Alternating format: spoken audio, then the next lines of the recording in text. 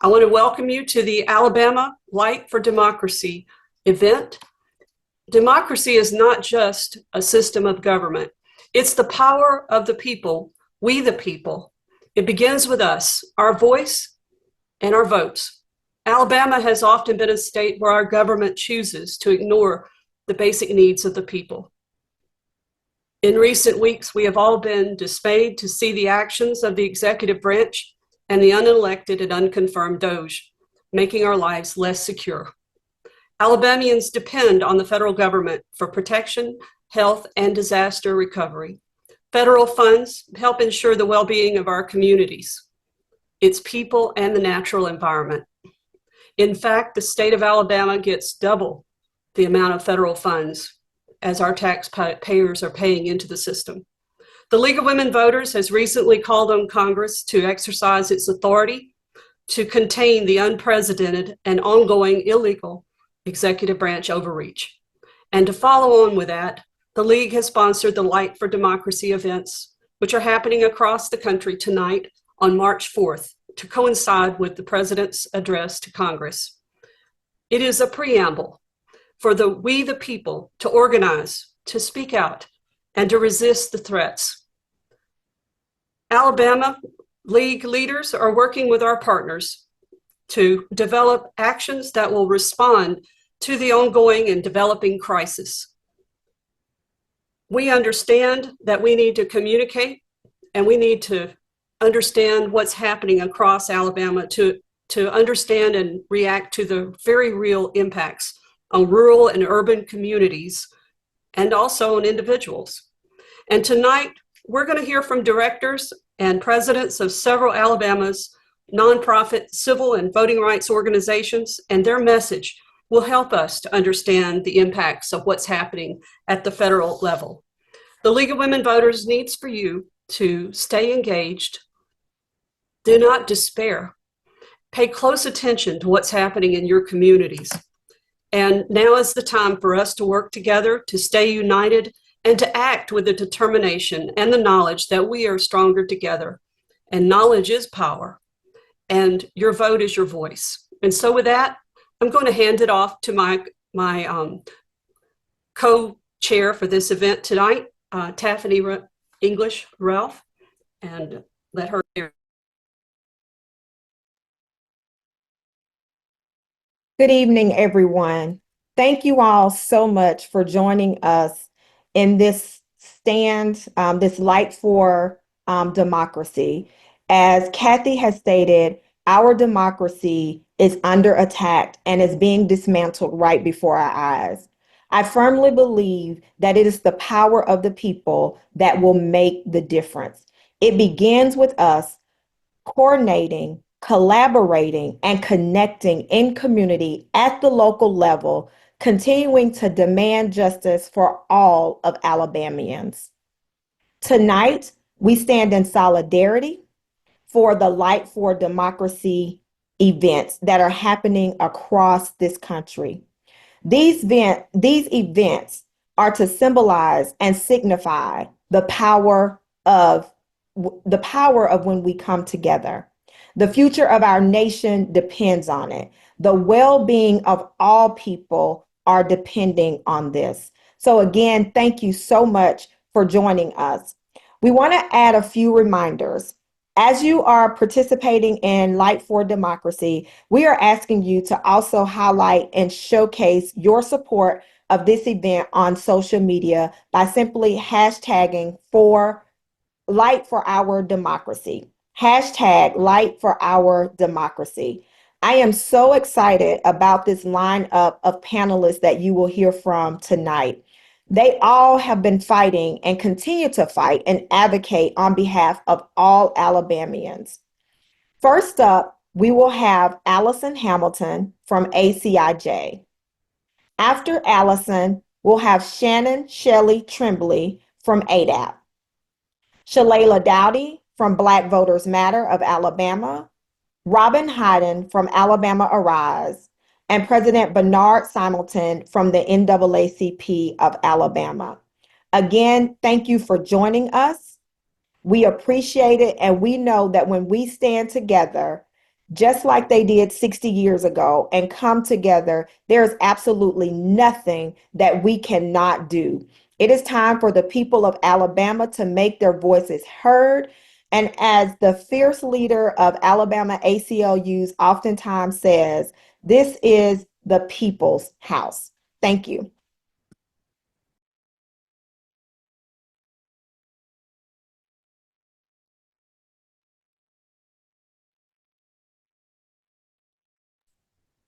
All right, next we'll have Next is, Shannon.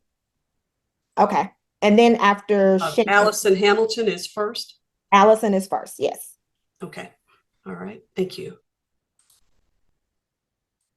Hi, everybody. Thank you for having me on tonight. My name is Allison Hamilton. I'm the Executive Director of the Alabama Coalition for Immigrant Justice. This is an extremely difficult time, I think, for all of us here in Alabama and across the nation.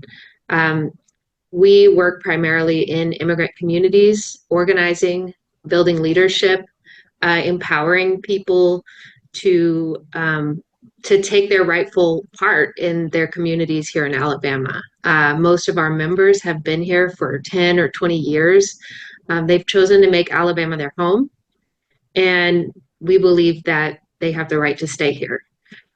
So the executive orders that have come down and various other directives from the new administration have made life very difficult for immigrant families here in Alabama. We are under constant enforcement activities. There are areas of the state that have been seeing ICE raids almost daily. We've seen them in construction sites. We've seen them in local businesses, but primarily we see them in people's homes, in apartment complexes, and trailer parks. People are literally afraid to leave their homes. And it's even more severe in rural parts of Alabama, where we often find that enforcement can operate in darkness and without any kind of transparency. And we've heard pretty terrible stories about civil rights violations coming out of our rural parts of Alabama as well. Families are being separated. We work daily with families to help them make emergency plans. People have to make plans for what will happen to their children if they are both detained indefinitely or deported to another country. Many people have children who are born here, so that can be extremely difficult for the family to figure out how where the child should go. And if they don't have nationality in their home country, it can be very difficult.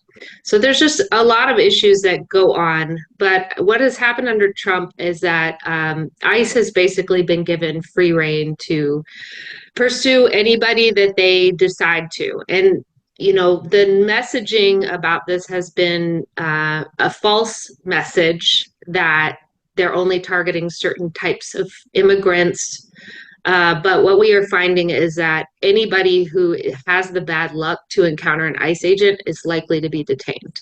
It doesn't matter what your backstory is. And we also know that people who are currently in proceedings have visas for human trafficking or because they were victims of crime have also been detained by ICE.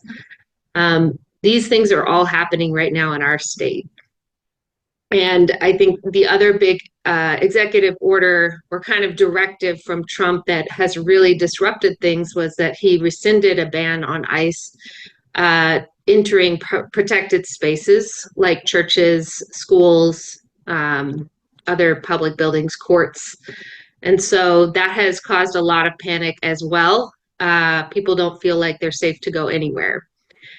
So these are all the things that have happened in the last month and a half. But what I can say is that we at ACIJ are working very, very hard to make sure that our communities have Know Your Rights information. We've done at least 3 workshops a week across the state for the last 2 months, just preparing people, helping them with emergency plans. We were recruiting volunteers from around the state to work in your local community to help get information out to these communities, especially when people are afraid to travel. It's very difficult for them to even access information. So we're recruiting volunteers for that. We also have, I think 7 at this point, anti-immigrant bills in the Alabama legislature, which, you know, I think that one of the impacts of what Trump has done has emboldened local legislators, law enforcement, and individuals to take immigration into their own hands. And that's what we see happening in Alabama right now. We see legislators trying to legislate about immigration law when they have no understanding of how immigration works. They usually aren't even aware of who the law would impact, or there's no data to back up anything that they're saying is an issue here. All of these things are happening. And so we have been mobilizing immigrant communities to show up in the Alabama State House and allies, because they really need to hear from constituents in our state that immigrants are welcome here.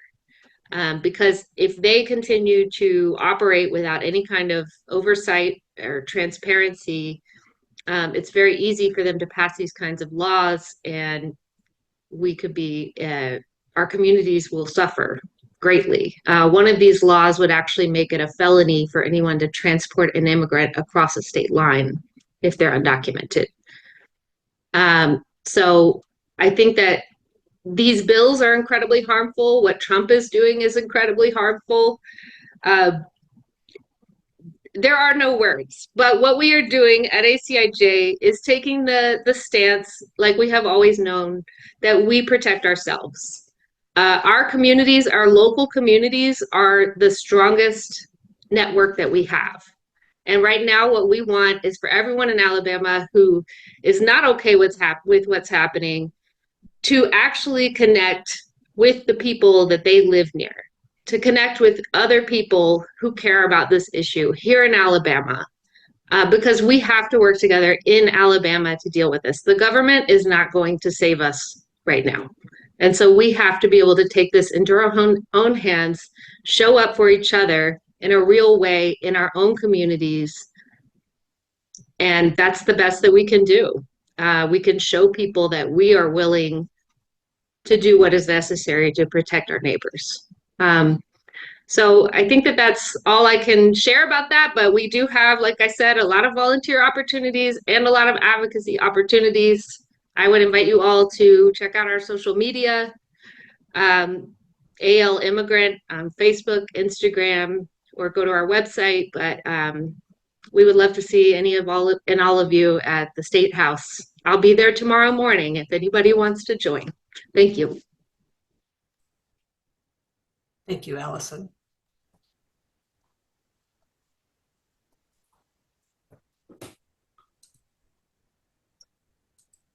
I think I'm next. My name is Shannon, Shelley-Trembley. I'm the new director of ADAP, otherwise known as Alabama Disabilities Advocacy Program. And I'm really grateful to be here tonight. Thank you so much for pulling this together. It's so critical that we all really understand what we're facing and how connected we are in the work of ensuring that we all have a democracy we want to live in, and have a country that we want to live in, and have a community that supports all of us. At the Alabama Disability Advocacy Program, ADAP, we fight for people's rights individually and at the systemic level. We provide primarily legal services and advocacy services. We also work with our partners across the state to provide education and training and assistance in accessing a wide variety of services. And we believe that at its core, democracy is about representation and participation for everyone. What I want to make sure you hear from me tonight is that, like we just heard from our previous speaker, unfortunately, disability rights are under attack. currently as well.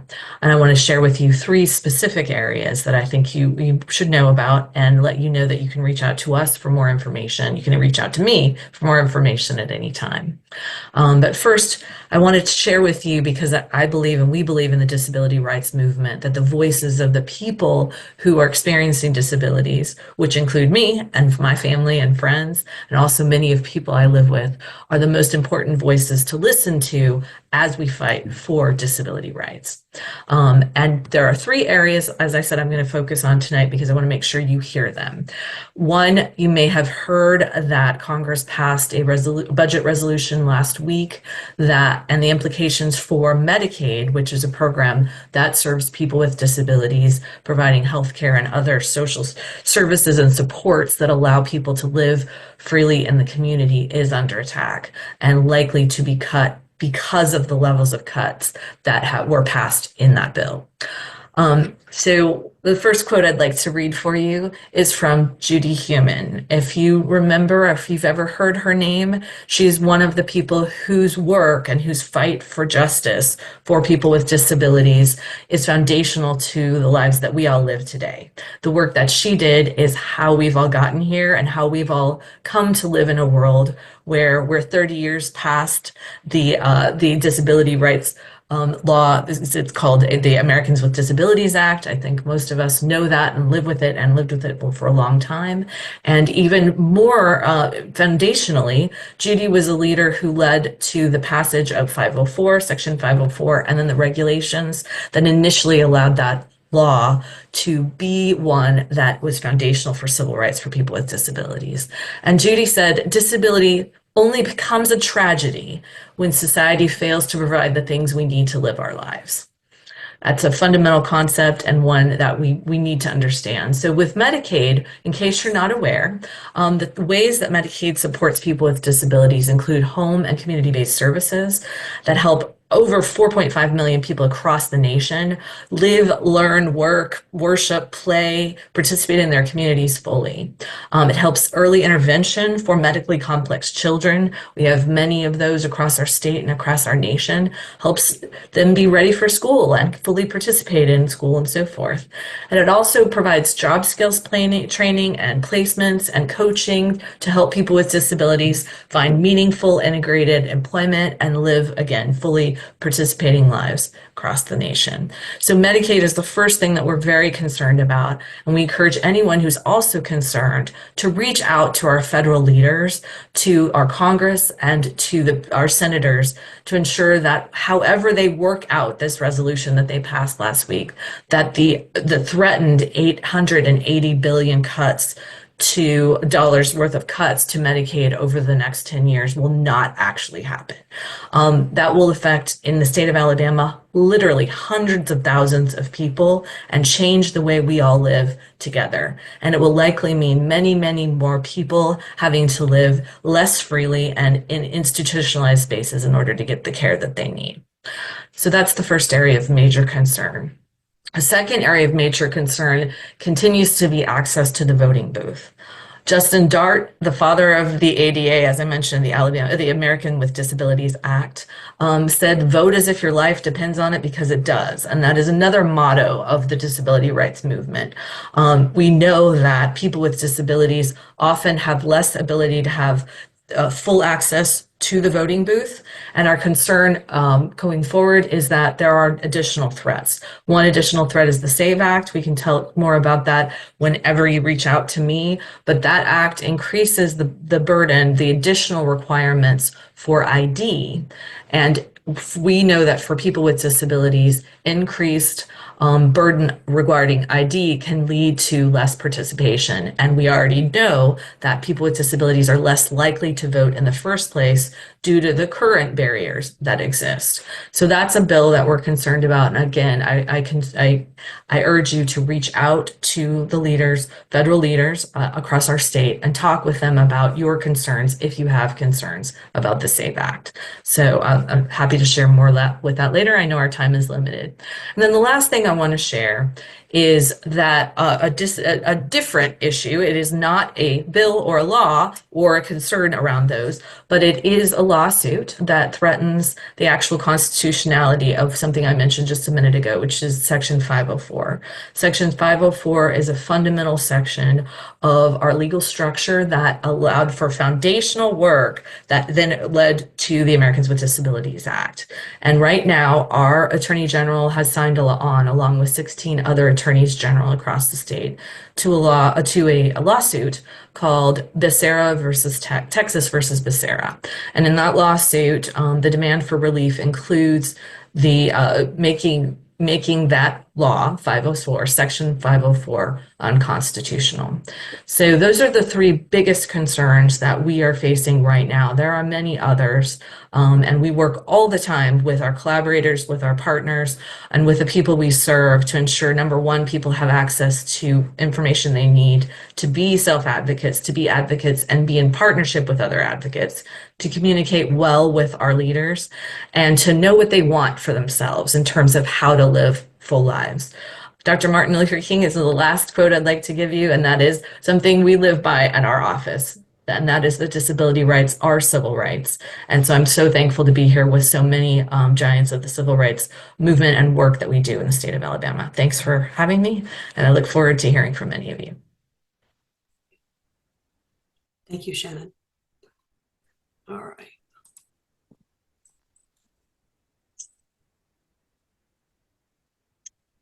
All right, next up is Shalela Dowdy from Black Voters Matter, Alabama.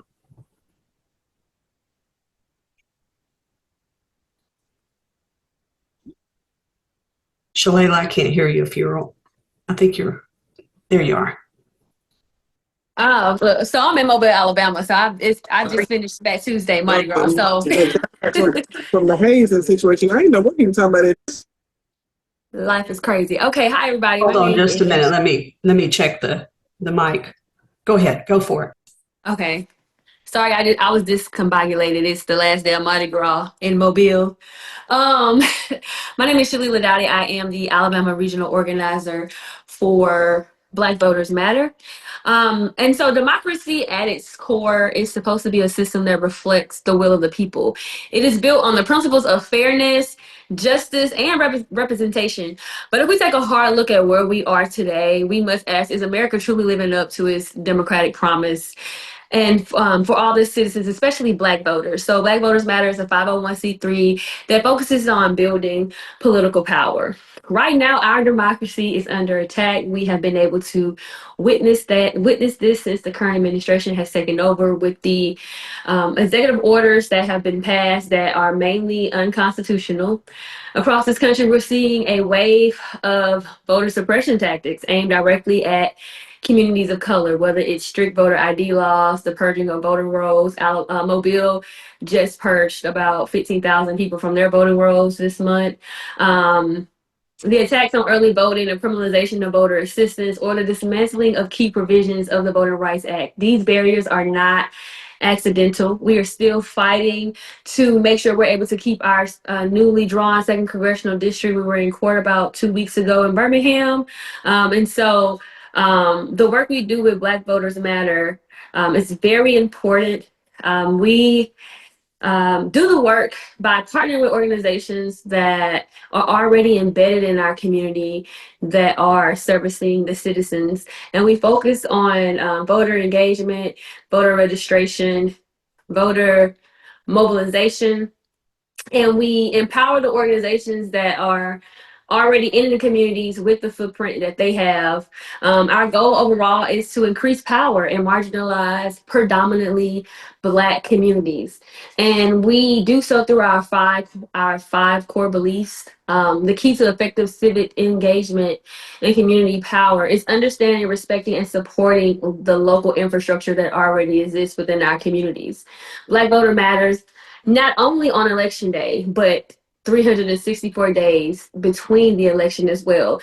The current problems that we see in our country is stemmed from an election. So overall, this means we must support individuals and organizations that are striving to obtain social justice throughout the year. Black voters matter everywhere, including in rural counties and smaller cities and towns that are often ignored by candidates, elected officials, political parties, and the media. In order for Black voters to matter, we must utilize authentic messaging which speaks to our issues, connects with our hopes, and affirms our humanity. The leadership, talent, and commitment demonstrated by Black women in particular must receive recognition and, more importantly, investment in order to flourish and multiply. And we do our work through voter registration, GOTV, independent expenditures by providing funding to organizations in our community already doing the work.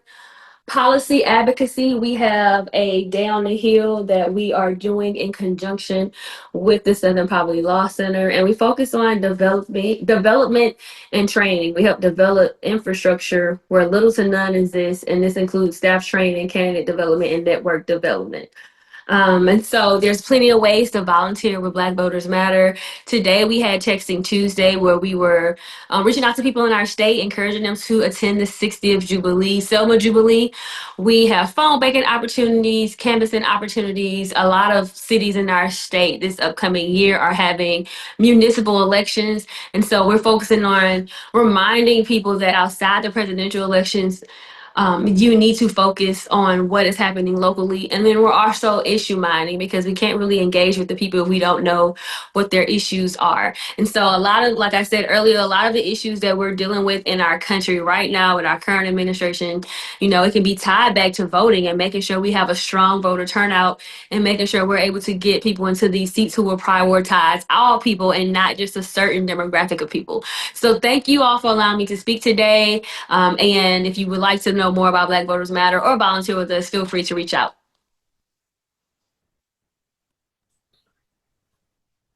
Thank you. All right, well, moving on to Robin Hayden from Alabama Rise. Hold on one moment. There you go. Good evening, everyone. I'm honored to be here. We are facing multiple crises of government at the moment, at the federal and state level. I'm so grateful that so many people are reaching out to engage and find out how we can speak out to protect ourselves and our communities. I'm the executive director of Alabama Arise, and we represent over 150 member organization and thousands of individuals throughout Alabama who believe that our state government can and should do more to address poverty. A lot of the policies that are enacted here in Montgomery and in DC are making people poorer and are making it harder for our communities to thrive. So we're here to stand up with our Black brothers and sisters, our siblings in the LGBTQ community, our immigrant family, our disabled family, and all of us together saying many different people are struggling because of actions of our state and federal government. With the Trump administration, we have seen multiple actions in rapid fire that have put nonprofits and service providers under immediate threat in a way that is causing low-income and poor people to struggle, and working Alabamians. So you heard from Shelley earlier about the direct threats to Medicaid, which we are extremely concerned about. I want to share a way you can take action immediately to sign on to our letter to members of Congress. We have hundreds and hundreds of Alabamians who've joined us in signing on to this letter. We also have a sign-on letter for organizational partners. We're up to over 115 organizations who signed on to ask Congress to protect Medicaid and SNAP. Another serious concern is the threat to nonprofit funding. So we know that the Trump administration froze a lot of federal grants. Elon Musk's DOGE, Department of Government Efficiency, has decided to basically attack and question anyone who receives government support. And we see this at the state government level as well. A lot of attacks and threats on folks who are just struggling to make it, questioning, whether they're entitled to receive supports that they actually are entitled to receive. So ways you can take action to address that. One, let your friends and family and lawmakers know loud and clear that we want government to be for the people and not for the billionaires. The budget that the House advanced last week was a budget for billionaires. It was a billionaires first budget. We absolutely can't stand by and let, Elon Musk and his cronies in the tech world dismantle our government and privatize goods and services that we all rely on. Literally, lives are at stake, jobs are at stake. We know how many federal employees are in Alabama, and we know the attack on federal workers is an attack on Black workers. It is an attack on female workers. It is an attack on inclusive workplaces, and it's hurting all kinds of folks as well. We put out a statement last month that outlined all of the federal funds that Alabama relies on. For every $1 Alabamians pay in federal taxes, we get $2 back. And those dollars pay for $8 billion for Medicaid, $1 billion for the Department of Agriculture, and, food for kids in schools, SNAP, $300 million that goes to nonprofits to support domestic violence victims, support victims of violent crime, refugee resettlement programs. These are all programs that we, as people of goodwill, people who care about our communities and each other, have to stand up to support. I want to say thank you to everyone who signed on to our statements, calling on Congress not to continue to cut taxes for millionaires and billionaires. Those tax cuts are going to fall on the backs of us, the working people. We're going to continue to meet with our legislative delegation in DC. So again, we need y'all to sign on to those letters, because every time we go to those meetings, we're pointing out that we are the majority. The people, I firmly believe whoever people voted for in November, I do not think voters in Alabama thought they were sending people to go cut Medicaid and SNAP and WIC and TANF. The way that we change culture, I firmly believe this, as many people have said, is we organize with each other, we build community, we reach out when we can with resources. I know we can't all come to Montgomery, I know we can't all come to DC, but your voices, your phone calls, your emails, your letters, marches, all of those actions add up and they are being heard.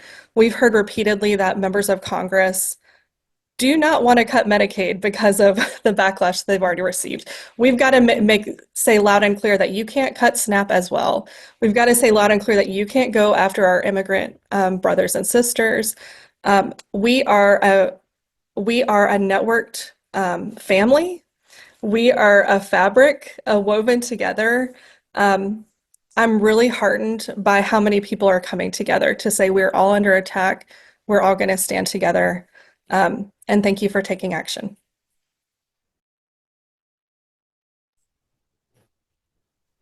Thank you. Bernard, you're next. Hold on. Go for it. Good evening, everyone. My name is Bernard Simonson, and I'm president of the Alabama State Conference of the NAACP. And I bring you greetings on behalf of the more than 5,000 members of the NAACP throughout the state of Alabama. America is in a crisis.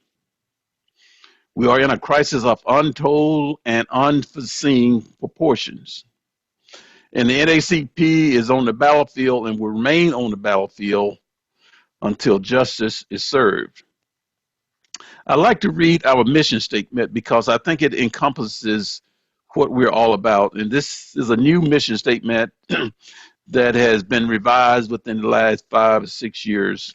And our new mission statement says, our mission is to achieve equity. And that's a key word, equity, political rights, social inclusion by advancing policies and practices that expand human and civil rights to eliminate discrimination and accelerate the well-being, education, and economic security of Black people and all persons of color. And so the NAACP is poised and ready to continue this fight that we've been in for several years, since 1909. And we were organized in Alabama in 1913. But since that time, we have seen many changes. We have faced many different presidents and governors in the state of Alabama. But I can't remember a time that we have faced the kind of administration that we are facing today. As I said earlier, we are facing a crisis of untold proportions because what happened is in 2008, when President Obama was elected president, there were people who gathered in rooms and conference rooms and meetings across this country, and they gathered with people who had unlimited budgets, and they began to strategize, begin to think to make sure that Obama or someone like Obama, President Obama, was never elected again to office. And so when uh, President Trump was elected in 2016, he began to unravel and unfold this gigantic plan, which we now know as Project 2025. And so this is nothing that just came up all of a sudden. It was something that began many, many years ago and changed over the years. And people with big bucks, lots of money, were the one who were behind this because they were looking at how they can change the Constitution to make it fit what they want to, or how to use the Constitution to fit what they wanted to do. And they installed people in place, federal judges and judges on the Supreme Court, who would not challenge anything that the president wanted to do. And so this is a part of Project 2025. And I just want to share with you just a few of the things that Project 2025 says. It says the foundation mandate for leadership, Project 2025. You realize it is based on a controversial interpretation of unitary executive theory that states that the entire executive branch is under the complete control of the president. And proponents, those who favor it, says Project 2025 says it would dismantle a government bureaucracy which they say is unaccountable and mostly liberal. And those who criticize it says it is an authoritarian Christian nationalist that will steer the U.S. toward autocracy. And legal experts said it would undermine the rule of law, a separation of powers, separation of church and state, and civil liberties, and receive abortion. And receive abortion and birth control medication, and eliminate coverage of emergency contraception. And so those are some of the things that Project 2025 has in it today. And as we look at where we are today, we see that things like DEI, diversity, equity, and inclusion being eliminated, affirmative action being eliminated, all the medical programs, veteran programs, Medicare, Medicaid, VA benefits are being attacked and are being affected by this administration. Yes, the courts are being overwhelmed with lawsuits, and we should do that. But I believe, and many people in the NACP believe, that it's going to take a congressional solution and a federal court solution to this problem. And as I said earlier, the federal courts are not moving fast enough and swift enough. But Congress has control of the dollars. They can say, Mr. President, those are not what the dollars are being used for, and can make an immediate difference if they will. But what we have seen is many of the legislators that have been elected to Congress are not upholding their responsibilities. They're saying either turning a blind eye to what is going on, or some are saying they're in agreement. And if it's difficult for me to believe that the people who we have elected to Congress to represent us in Congress are saying that they are in agreement with what the president is doing. And that is exactly what they are saying, that they are supporting Trump and all those that he has appointed in his cabinet level positions.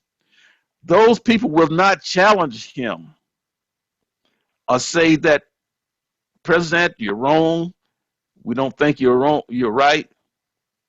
And we saw a prime example last week when President Zelensky was here to sign an agreement that would lead to peace in Ukraine.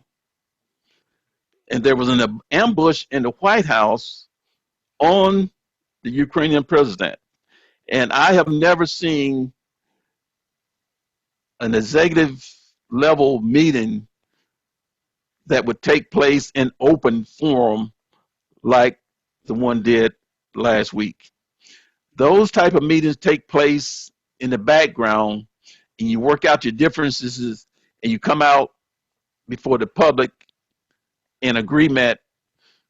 Or if you did not agree, you would just agree to go your separate ways. But to what was displayed last week was not in accordance with policy, the way that the administration should be running this country, the way that he should be demonstrating to the country what America is all about and who our friends and allies are. I served in the military for 23 years, and we fought against communism and we fought against racism here in our own country. But if we continue to allow this administration that's being led by Donald Trump, then we are going to go so far back in that we will not be called a democracy. Other countries used to look up to the United States for leadership. We were one that would, in a meeting, we were the one that provided the kind of a sane mindset. But now, we are worse than some of the other countries that we have over the years tried to reconcile with and try to come to agreement with. We cannot allow this to dictate who America is. We must stand up. We must speak, as it's already been said, tell our congressional leaders that this is not what we want. This is not why we sent you to Congress, to just sit back and allow one person to dictate how this country is going to be run. We are a country, we are a government that has three different bodies: the legislative, judicial, and the executive. And no one of those branches is more powerful than the other. And we must, again, hold those individuals accountable. And the NAACP, through its methods of marches, protests, we will make sure that our people are heard and that those in office hear us. But the most important thing that we can do as individuals is, one, again, let our congressional leaders know, but the other thing is to show up in the polls on election day, to show up and let them know that we are here to vote and that we understand the issues. And the other part of that is, if whoever's running for office that you don't think they're capable of representing the people, then we must ourselves run for office and fill those positions, because you can make a difference. And the NAACP is glad to partner with all the organizations on this call as well as others. But let's all join together and vote, vote, and vote, because our lives do depend on it. Thank you very much.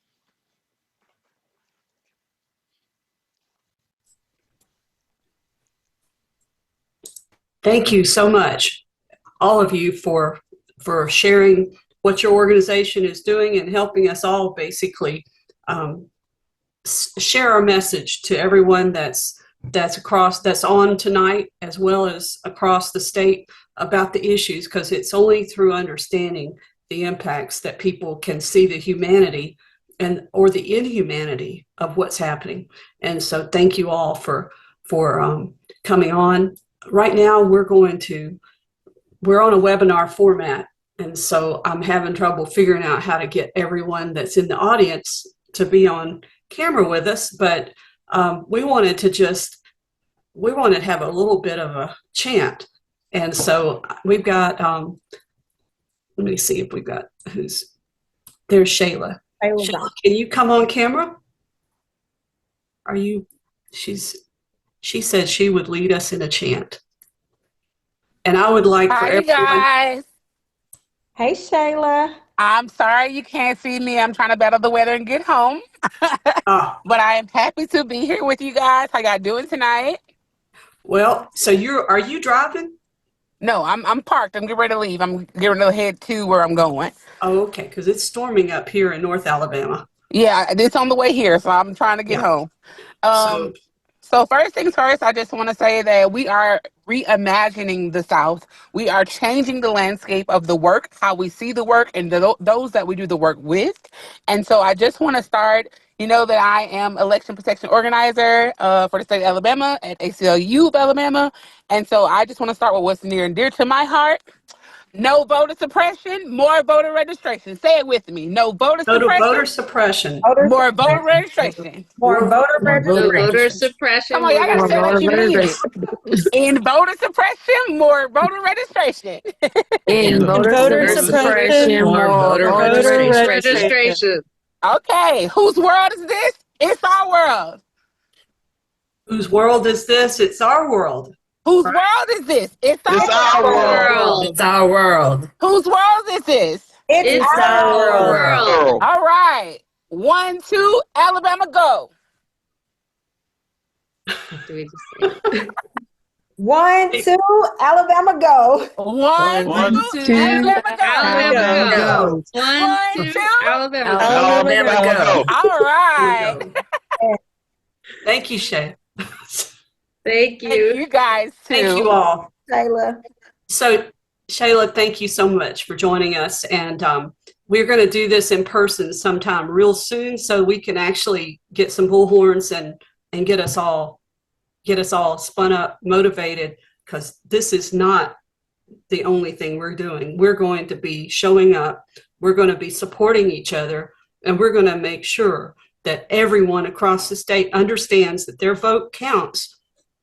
Decisions matter at the ballot box. They matter when you show up in your local and state and federal offices, because that's the only way people are going to know the fact that we're not happy and we have got to take care of our brothers and sisters. And so thank you all. And I appreciate the panelists tonight for joining us on such short notice. And I appreciate all the attendees. And we will see you at 7:30 when we live stream what's happening in Washington, D.C. And everyone pray for those up there, because they are doing this right next to the White House. And we know that this is probably not the most secure thing to do, but they feel strongly and they're going to be there speaking out. And thank you all, and good night. Good night, everybody. Y'all stay safe. Good night. Thanks.